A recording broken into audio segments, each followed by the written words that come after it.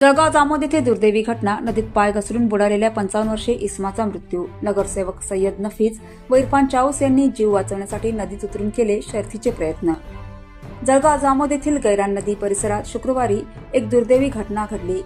सिद्धार्थनगर जळगाव जामोद येथील रहिवासी महादेव जागचव वागोदे वय 55 वर्षे हे शौचासाठी नदीकाठी गेले असता त्यांचा अचानक पाय घसरला आणि ते नदीच्या पाण्यात पडून बुडाले.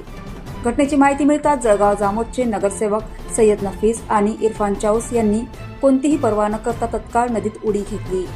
स्थानिक नागरिकांच्या मदतीने त्यांनी महादेव वागोदे यांना नदीबाहेर काढून तातडीने उपचारासाठी रुग्णालयात दाखल केले. मात्र डॉक्टरांनी तपासणीनंतर महादेव वागोदे यांना मृत घोषित केले. या दुर्दैवी घटनेमुळे सिद्धार्थनगरसह संपूर्ण जळगाव जामोद परिसरात शोककळा पसरली असून नागरिकांनी हळहळ व्यक्त केली आहे.